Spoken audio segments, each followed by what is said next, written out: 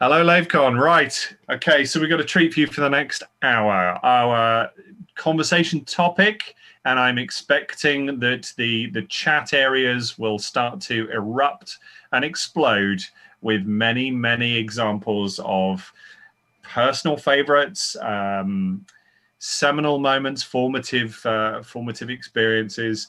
We are looking at great games of the past. So part of what we're going to be doing essentially with today's little topic is to discuss some of the great games and experiences that we've had. Those of us that are here are going to be talking about the particular great games that we've played and that were meaningful to us. And I'm also joined by the brilliant Stephen Usher, who is going to be talking about some of the technology and some of the has provided some clips from some of those particular games. So you'll be able to see some of the ones that we're going to mention, which I think is particularly good.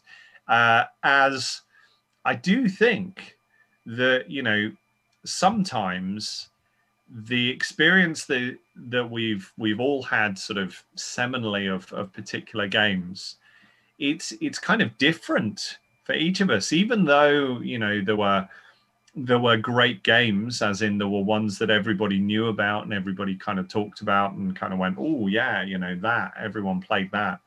There are also a few that are really, really obscure and are real hidden gems in terms of what's there. Now, I'm hoping that Chris Jarvis has made it.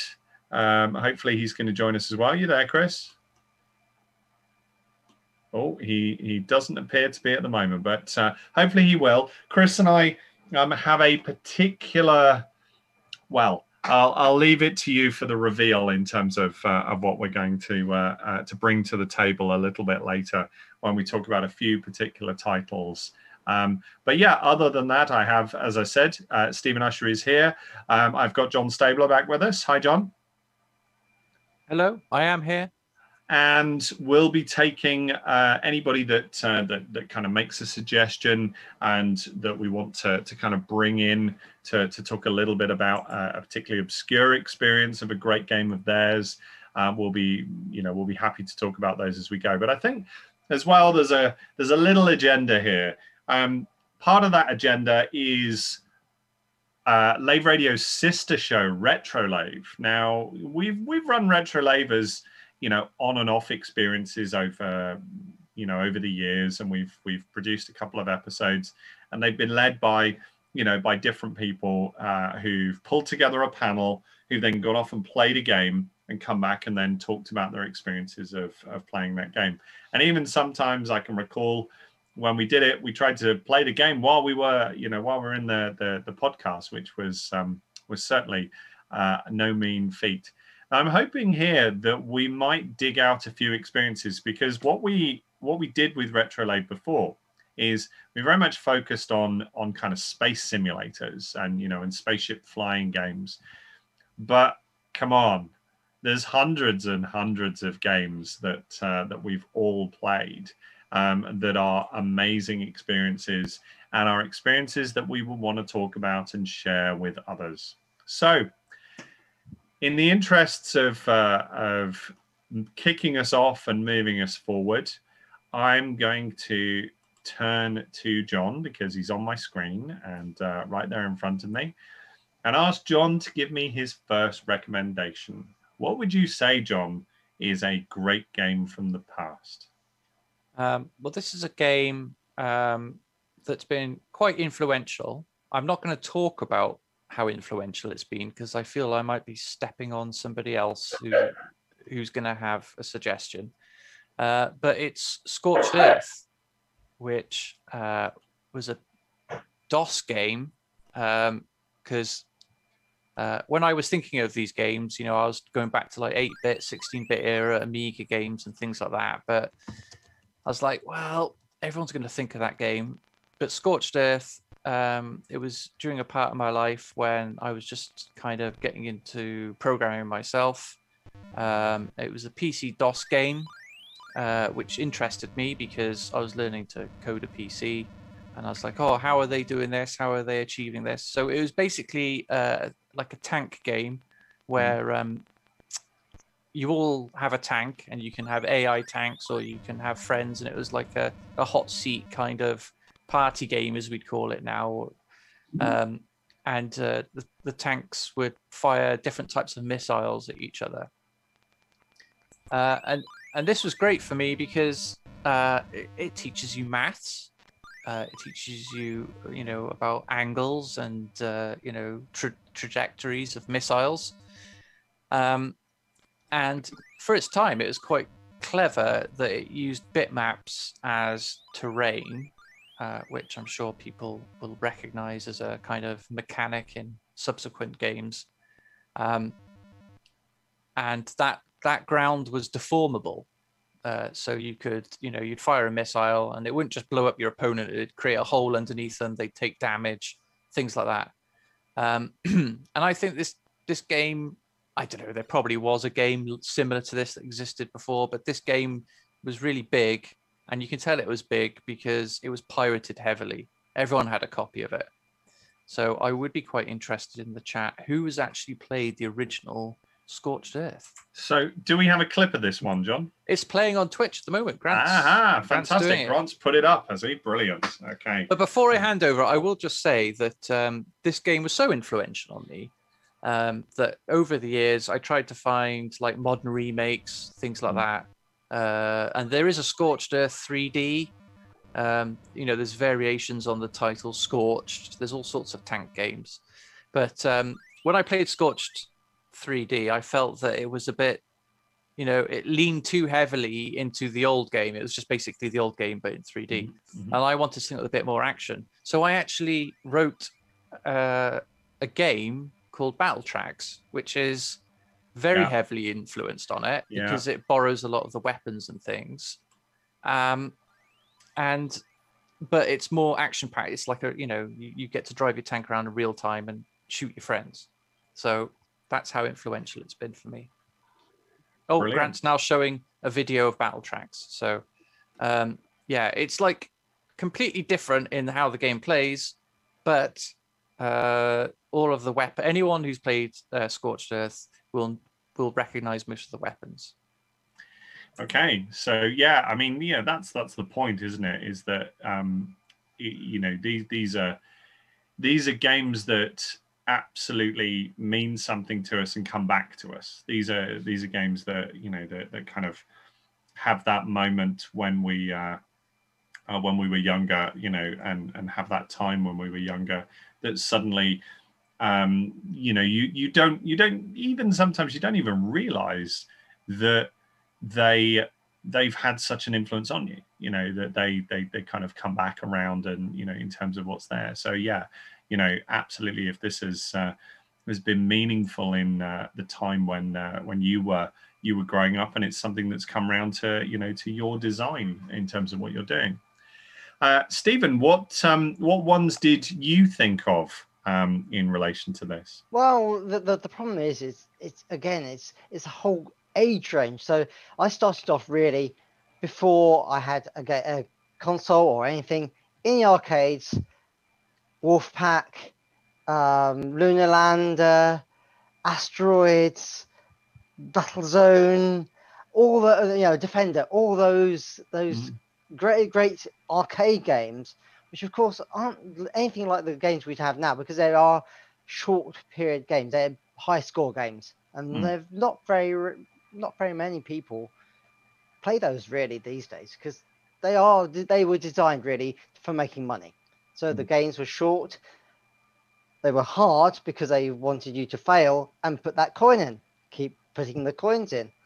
And of course, after that, when the Spectrum came along, things like Spectral Invaders, and of course there were the not quite arcade re-implementation, such as 3D Star Strike, which was a very well done Star Wars clone for the Spectrum. That I played for hours actually. So it's again different eras, different games. And I guess as well, your take's a little bit different in that because a lot of the machines, you know, the kit and the stuff that you have available to you, as I see in the background, seeing the BBC Micro lent up against the couch, Yeah. you know, some of these things you're able to go back and kind of reanalyze that experience and think about that experience again. Yeah, some of them don't hold up. Mm. The problem there, of course, is your pocket money was small. The cost of the game is £4.99 was when that was a premium game, and that was a few weeks pocket money. So when you bought it, you played it anyway, because however good or bad it was, you had to get your money's worth, as it were. I remember the tape boxes always had a fabulous illustration on the front, which is nothing at all like the game itself. Yeah. Totally agree with that. What was your first machine what was your first computer? My first computer was the ZX81. One KZX81. Okay, so you were a ZX81. Yeah, not very many high-res games for that. No. John, what was your first? My first machine was a VIC-20. Right. But I mean, I say this, but obviously I was really, really young. I think my parents bought it when I was like 3. Okay, so my first machine was a VIC-20 as well. And it was, I think I got it when I was maybe 5. So I was probably a little bit older, but of course it was William Shatner on the box, man. You know, that's what sold it to us, right? You know, we're in the space age. We've got William Shatner on the box of our computer, and we had a whole 2K of memory. So we were outdoing Stephen, and I had an 8K RAM cartridge, so I had even more memory than that. But by my birthday, I got the 16K RAM pack. You win. But the one of the interesting things was actually there's a brilliant museum. If you've not been to the television museum in Bradford, I do. If anybody once restrictions lift and are able to do so, if anybody wants a really interesting day out. Going down memory lane, the Television Technology Museum in Bradford is absolutely amazing and I'm fairly sure it's still there. I'm hoping it's still there. Not the museum. They had a feature, you see, in that when you went downstairs, they have the archive of Victorian photographs which come from the 1810s, 1820s. Obviously, this is not a podcast. A stream about that, but then you would move upstairs and you had all the early camera equipment, so the John Logie Baird era, the really, really early 20th century camera equipment, and then you go up the levels and gradually it takes you through the different eras of stuff, and almost at the top floor they had the games retrospective. And it was at that stage where I saw a VIC-20 for the first time in 40 years, and I was there with students, and of course they had, they were looking going, well, are you, and then I go into another room and there's Gauntlet, the arcade machine Gauntlet. And immediately I'm doing exactly what you just said, Stephen. I'm delving in my pocket to find out how much change I've got because I want to play Gauntlet. It's an absolute seminal moment of my past to be able to play that in the arcade. I didn't own it because I had a VIC-20 and then I had a Commodore 16+4, and then only later, much later, and this is in my teenage years, did I graduate to an Amstrad. So an Amstrad CPC, but Gauntlet was just the game. The fact that you could wander around and play co-op with friends. You were kind of talking. Player. 4 people on an arcade machine was amazing. And of course, they did a conversion for the Spectrum, because I had a friend who had a Spectrum. I went to his birthday party, and this was when I was about 7 or 8, or and went to his birthday party, and of course you could play 2-player on there, but you're both on the keyboard, so you've got to, and you remember the Spectrum keyboard. You've got to you got 4 keys over here. He's got 4 keys over there in terms of what you're doing, and all the digitized speech that you had in the arcade. It wasn't one. Oh, I've got the food. It really didn't come across. But it didn't matter because it was our suspension of disbelief was there. We had nothing better. In terms of what we had available to us. And, you look at Gauntlet and I see it's being played now on the setup. Gauntlet essentially is an attrition game. You are only going to, go on so long as you can in terms of being able to, to destroy the enemies. You can, there are some tactics in terms of walking away, getting around a corner, using the terrain a little bit, but it's a top-down attrition game. You're ultimately going to run out of health, and at that point, your game ends. So can you survive long enough? Can you manage through? Can you get the power-ups to keep you going? And of course, that model, much as the graphics changed, that model essentially was the same for a variety of games that followed it in terms of what it was doing. So, quite a lot of the early games console kind of beat 'em ups and scroll throughs. You're looking at a version of Gauntlet, and when death turns up, the deaths, then obviously you run away, you try and find a potion, blah blah blah, because that's going to take you out, blah blah blah. I loved Gauntlet. It was incredible. And actually, very recently, last year, I bought Karen a Raspberry Pi, and we set it up with RetroPie and everything. And one of the immediate go-tos was, Karen's never played Gauntlet. I have to make sure that we have a game of Gauntlet. So, and there was, when I did eventually get it on the Amstrad, you had, there was this massive set of extra levels and other things. What a great game. What a great game. Okay. Imagine how more brutal Gauntlet would have been if it had proper pathfinding for the enemies, though. yeah. Would have been horrendous. Would have been absolutely horrendous. Surely there were unplayable. There were clones. there was Spore on the 16+4. That was essentially a Gauntlet clone. The nice thing with Spore is it came with a level designer, so you could basically build. And I used to build, level after level after level of Spore. Very much simpler graphics, but essentially, you're trying to do the same thing, and the spores are trying to basically drain your life away, and they're generating out of generators and blah blah blah blah blah. So yeah, I loved Gauntlet. I thought Gauntlet was, it had that kind of, and where you were talking about, Stephen, you were saying, the graphics of the presentation didn't match the graphics of it didn't, but the representations did connect. So you could see these, these posing kind of characters on the cover, and then you did actually get to play something that was representative of them. Yeah, because of course the graphics by that point were good enough. Yeah. The important thing is the gameplay, and graphics that are good enough, and that had it. And you had, of course, with the 4-player, and not being able to have the players going out of the screen, so you had to work together to move around the levels. Yeah, you couldn't go off the screen. I think Colin's managed to join us. Colin, are you there?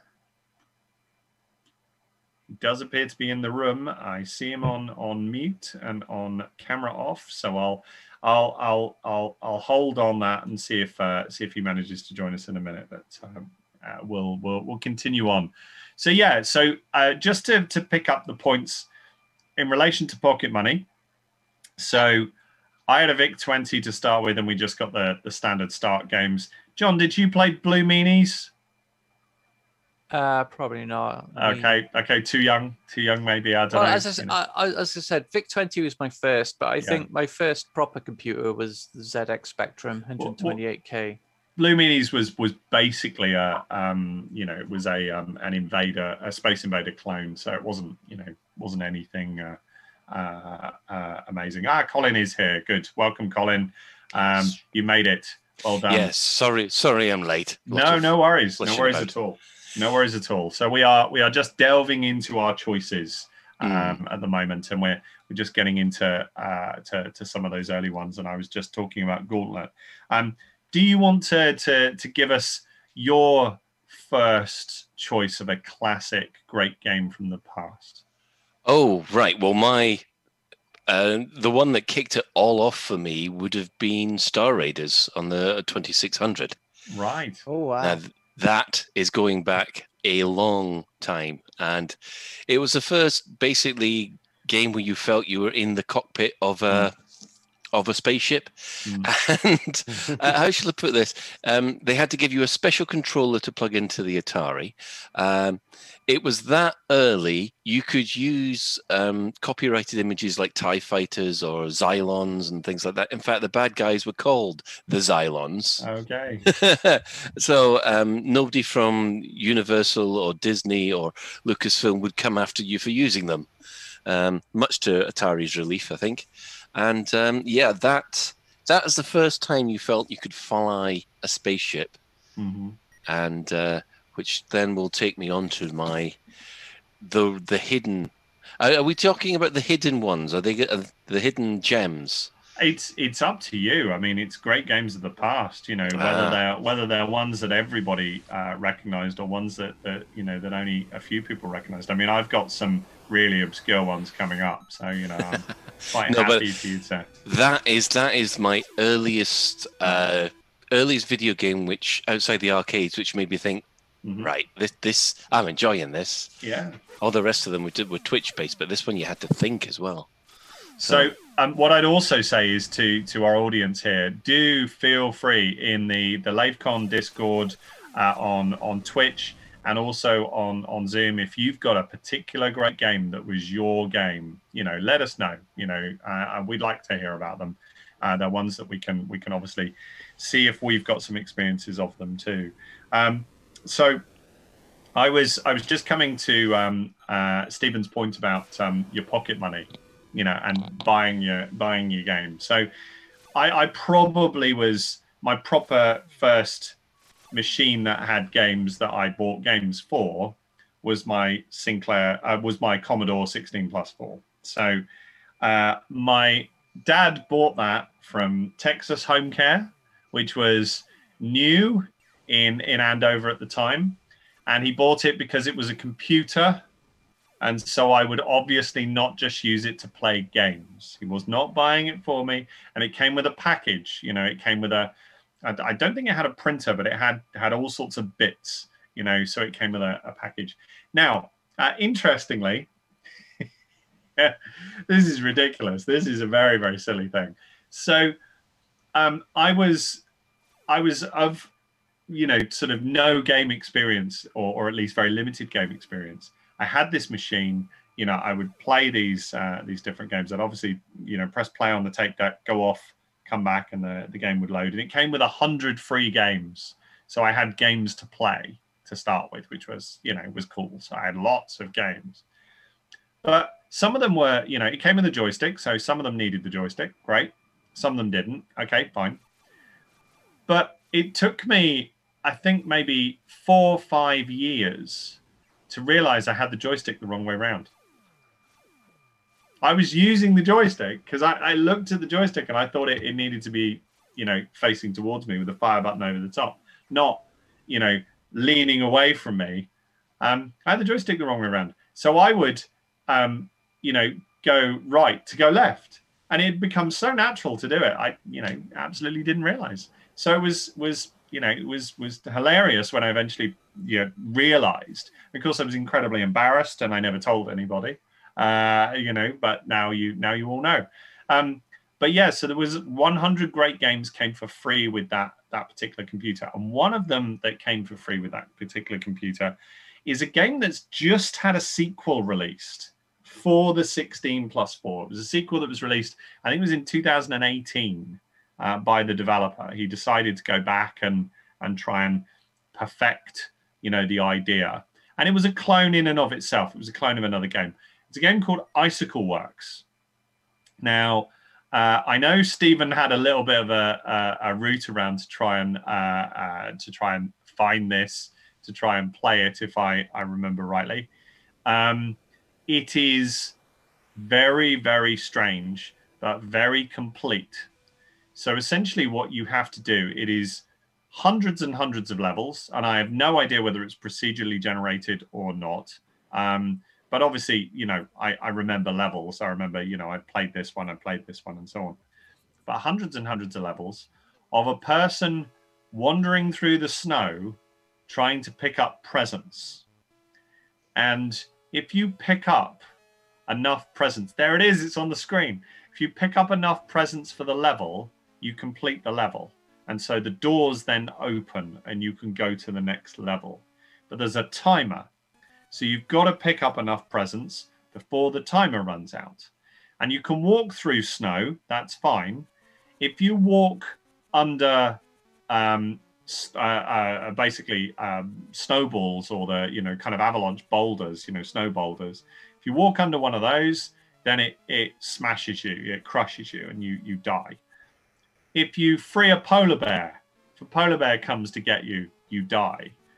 If you free a penguin and a penguin comes to get you, you die. However, if you drop a big snow boulder on a penguin's head, the penguin dies and you get presents. So given that you have to, to get a certain number of presents to complete a level, it was a quick and easy way was to bash a penguin over the head and you could complete the level. And as soon as you've completed the level with enough presents, then all the other presents turn to bonuses, so you can pick them up and get extra score. And as I said, the doors are open, so you can then go off to to go and take a look. So yes, it is based on I think Norm has picked it up here. It is based on Boulder Dash. It is a clone of Boulder Dash, but I believe, as I say, the developer has just produced a sequel to this for the 16+4. It is a new game for the 16+4. So he went back and decided to do dev on the same platform, which pretty incredible even of itself. But I loved Icicle Works. It was just, there was nothing massively complex about it, but the fact that you match the timer with the achievement with the score, you had a bit of a survival game, fine, a bit like Gauntlet, but you also had this achievement base, that you could do this level, do that level, and move on through in terms of what was there. Now, the version that's playing on the screen has got colors. I had a black and white telly, so I didn't know any of the colors. But I mean, that sometimes can make the graphics a little better, I guess, in terms of what you're doing. I think for a while there was a browser-based version. Somebody may be able to find it, but certainly Icicle Works was, it was a game. It was a game that whiled away time when I was a kid, and also a game that frustrated, because some of the best games frustrate you as well, trying to complete the different things. Did you try and play it for a bit, Stephen? No, I didn't actually. Well, I didn't have any Commodore stuff. I'm not sure who captured the footage there. Right, fantastic. But anyway, it obviously it's something that that was certainly, and it introduced me to ASPL as my keys, because other people had got ZX, and I don't know what the up and down was for ZX, but Icicle Works was ASPL, which was the first time and actually I preferred ASPL. They were easier on the Commodore 16 keyboard to get your hands over. Yeah, they're further in the keyboard, so you've got something to rest upon. Yeah, exactly. Okay, so John, what would you say would be another great game that you thought of? Well, my second pick is Stunts, another PC DOS game. Mm-hmm. It was like an early 3D game. So I picked the previous game because even though it was really old, you could see it inspiring modern games. But this one, again, does the same thing.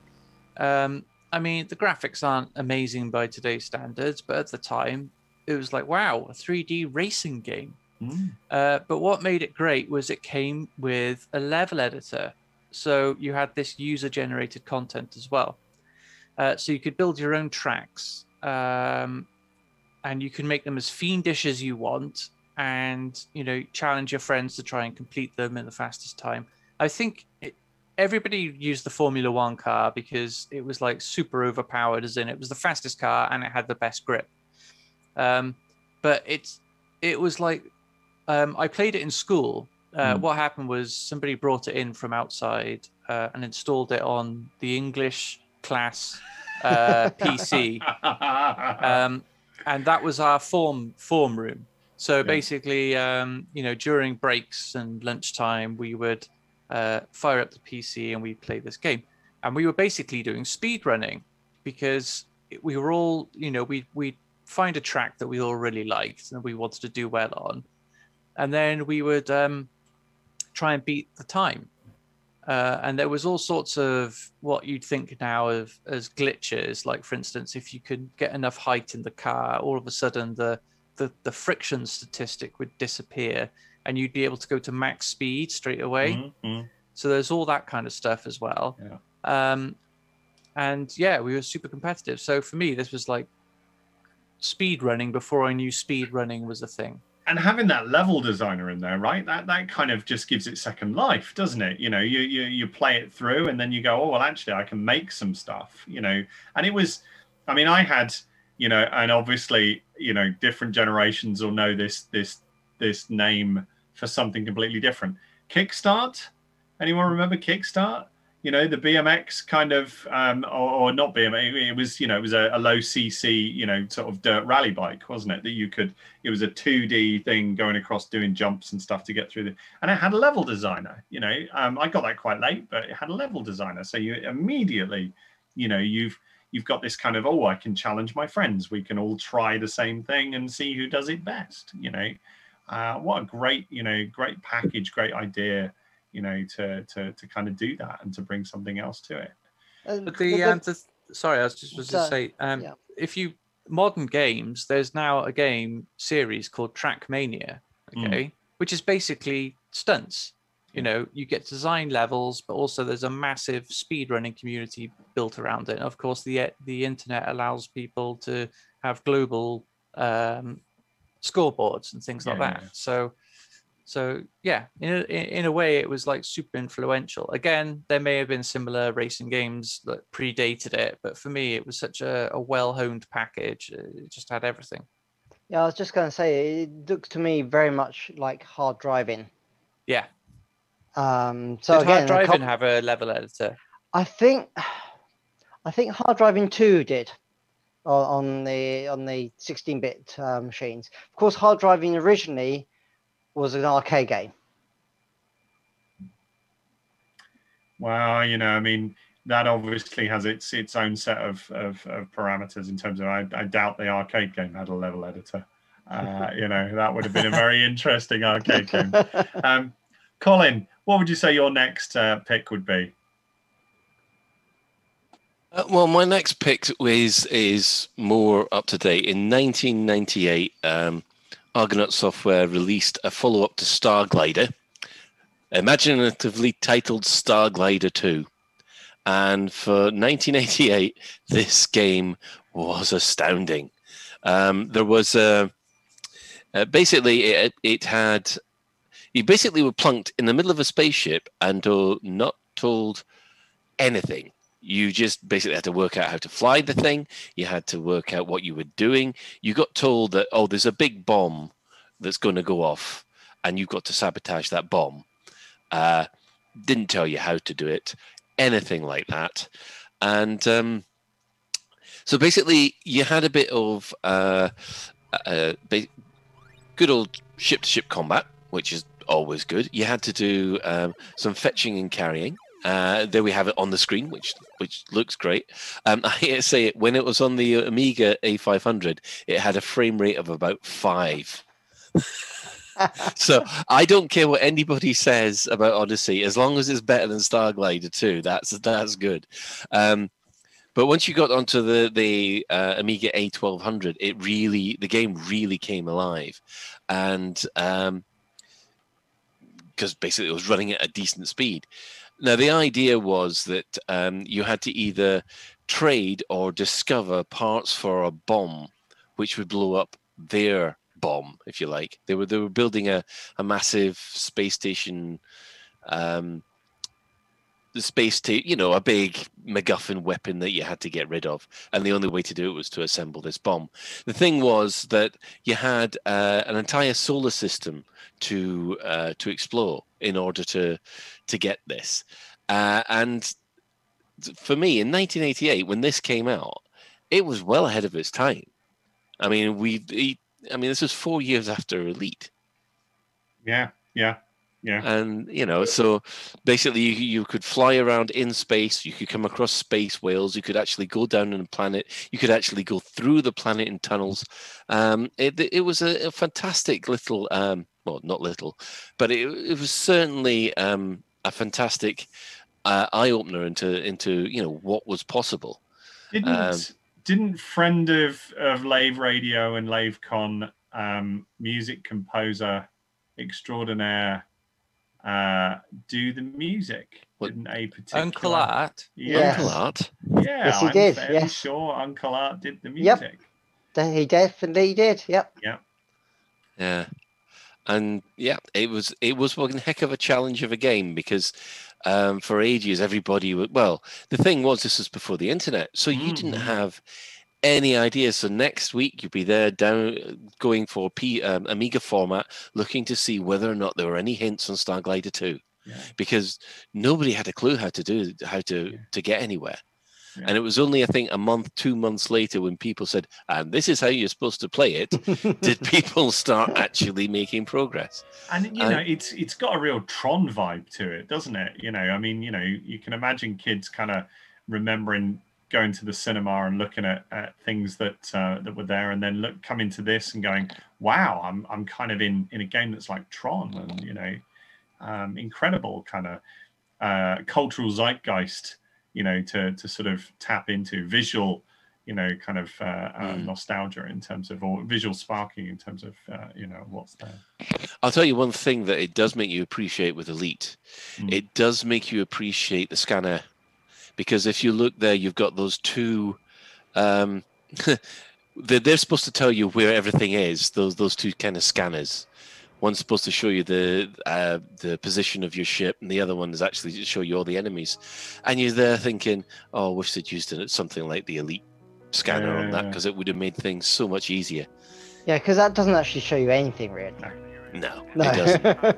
It doesn't. It tells you which way up you are, generally. Yeah. But then you can normally work that out by actually looking outside. Of course, the interesting thing about that game is that the package came with a dual format disc that was both Amiga and ST. Okay. Yes, it didn't. It was notoriously unreliable, and that's why you never got them again, because people were sending the discs back left, right, and center until they just gave up. Said, "Oh no, here, have an Amiga one, have an ST one. We give up." So if we're at sort of 1988 here, 1989, this was a kind of formative period where, for me, I was going to W.H. Smith's to buy my games. I don't know if anybody else was going to W.H. Smith's to buy their games, and my pocket money at this point was probably about £2, and I could just about get a Mastertronic, discounted title for the +4 for £1.99 occasionally. So that would determine what I got, rather than anything else. And of course, the +4 wasn't a really popular machine, so there are very few games anyway. Yeah, and then just, I think 1 or 2 years after that was where I managed to get a second-hand Amstrad CPC 464, and one of the early games I got for that. And this was interesting because I went to the shop, went to Smith's with one of my long-time childhood friends, who still good friend, and we occasionally role play together, Richard, and we wanted to both go and buy a game, and we had about £10 each to buy a game, and I saw something just a split second before he did. And there were two games we wanted, but he didn't want to buy the other one because it had a plastic case. Whereas the game that I picked up had a cardboard case, and they were nicer. So I think the game he picked up was Turok, if I remember rightly. It might have been, it might have not been Turok. I can't remember. But the game I picked up was Lords of Chaos. And Lords of Chaos, I didn't realize to begin with was the next game from Julian Gollop after Laser Squad, and then gradually discovered that, as I started to read into the manual, read into the titles and everything else, I realized, and now most people, who've listened to the show for a while will know my involvement with Julian and Julian's work and my involvement with his later games. This did it for me. This is what basically switched me on to what he could do. I loved Laser Squad. Don't get me wrong, played Laser Squad a lot. It was one of those games that you played in your home, and your friend played the other team, and so you went out the room while they did their turn, and then you came back and did your turn, and then you worked out who won. So of course it was our earliest way of being able to multiplayer. But with Lords of Chaos, you were wandering these environments, and you had experience and progression, which wasn't there in Laser Squad. You've got a wizard who can go through these scenarios and can get better and learn better spells and learn more stuff.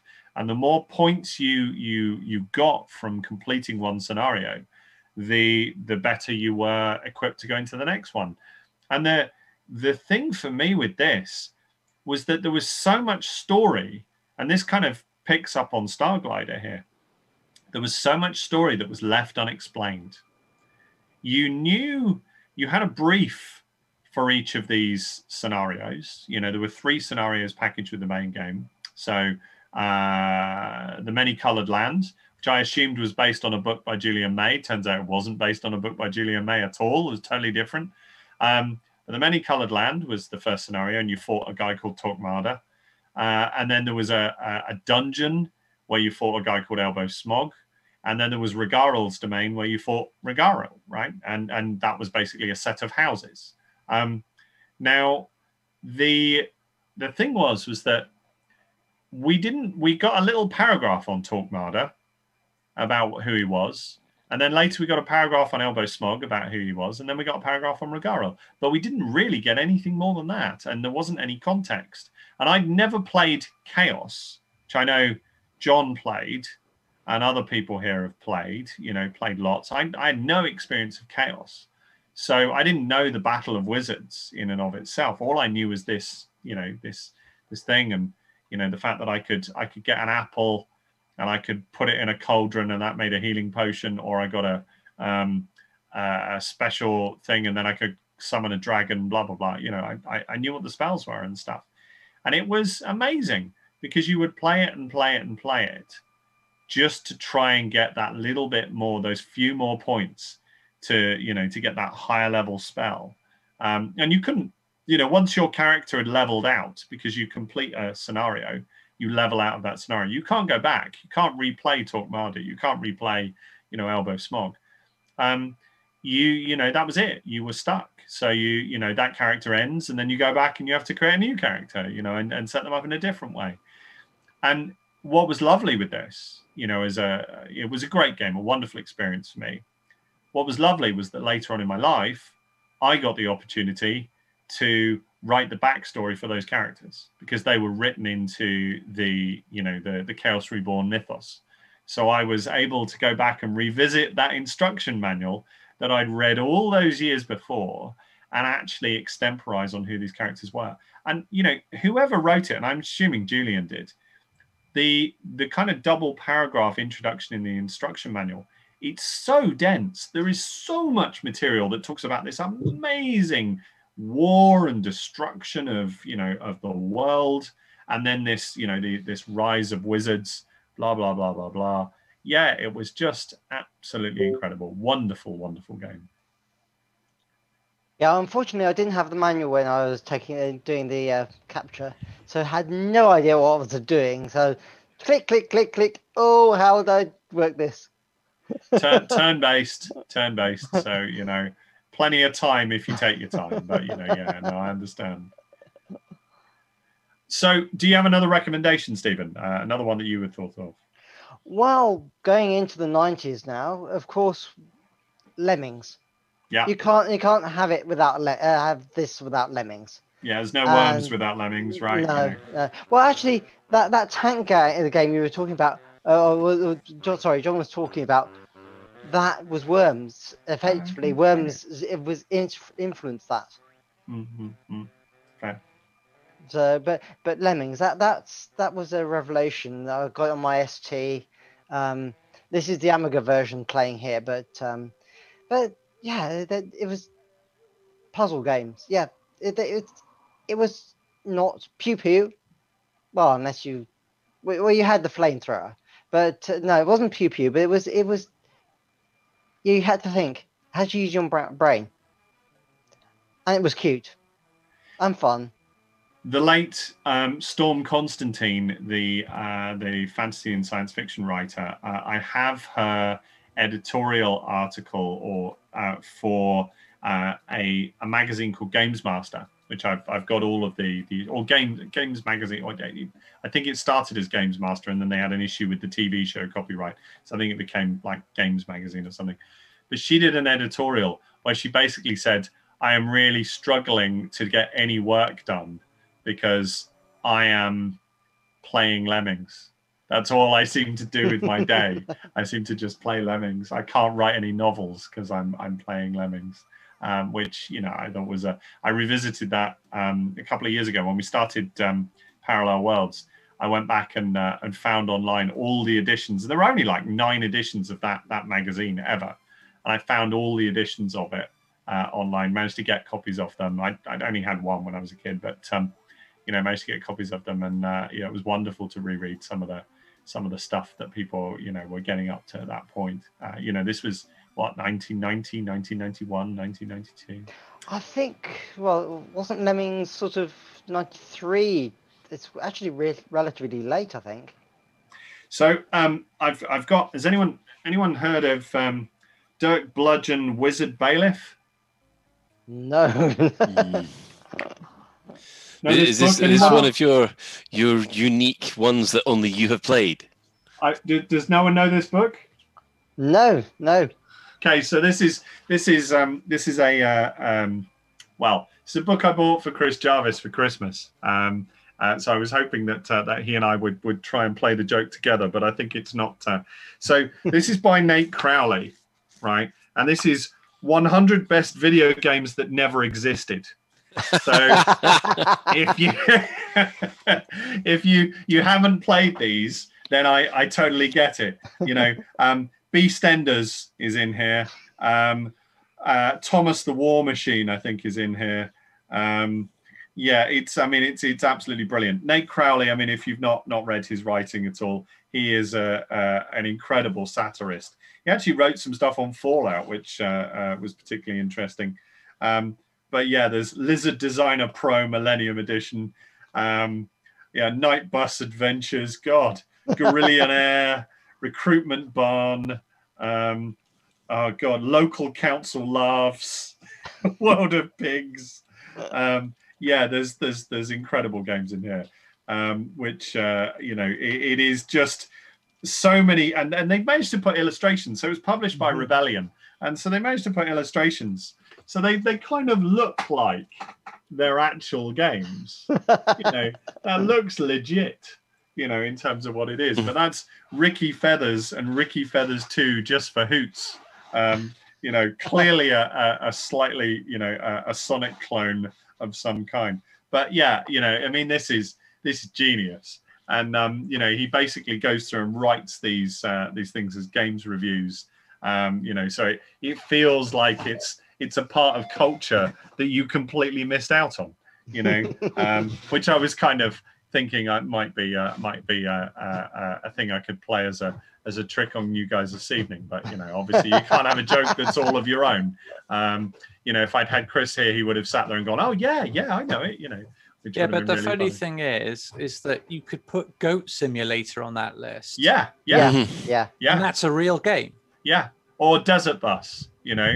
Yeah, Which, God, you know, if you know, people don't know about Desert Bus, I mean, you know, that was just a crazy idea, and the very fact that it was designed by Penn and Teller, you know, is just nuts. But then again, back in the day, you had Trash Man. Yeah. Yeah. Who would have a game about bin men picking up bins and putting in the truck? Maybe you could say that about why would you have a game about serving drinks to bar customers or delivering Tapper. newspapers? You know, Yeah, Paperboy. Yeah. Paperboy. I was going to say Paperboy. Yeah. God, man, you know, I mean, some of these are just, you know, they're absolutely. And the thing is that when we kind of think about them, they're a bit limited in terms of what their play was, but you know, they were seminal. You spent time doing it, you know, all the time in terms of what you were doing. Oh, what we got loading? You got a Paperboy, yeah. Oh, wow. Wasn't there also a game where you had to try and mow your lawn and avoid the neighbour's dog or something? I think so. Yeah, I've forgotten what. I can't. That was a Jeff Minter one. I'm sure it was. Yeah. You stole someone's lawnmower, and basically you had to cut your own grass before the neighbour caught you and his dog caught you. What a stupid idea! Did anyone play Lawnmower Simulator? Oh, it's got an obvious name. Did anyone play Rockstar Ain't My Hamster? I heard about it. I never did. A satirical take on the music business. If ever I saw one, it was great. It's basically a football management game. Yeah. For pop music, you know, which was just nuts. You know, we're really testing Grant's Googling skills now. Yeah. No, I'm not asking him to go get that. Yeah, just don't look for the Viz cartoon one. But yeah, I mean, you know, this is the point: is that there were so many, you know, incredible games that people have had these experiences with. I'm noticing just in chat, Repton's been mentioned. Yeah, we should absolutely mention Repton. You know, it is also lovely to see that some people played the things that I played. You know, Zulu Romeo has said he played Rockstar Ain't My Hamster. So there you go. It wasn't just me. Well, of course, Ben would really go for Cylon Attack on the BBC Micro. Okay. Because he really, well, when I had the BBC Micro brought it to Lavecon last time, we've got to have Cylon Attack. Yeah, you know, I mean, that's it. You know, Driller, I guess. You know, if we were thinking kind of elite style stuff. I mean, they released a 3D modeling thing that you could make kind of.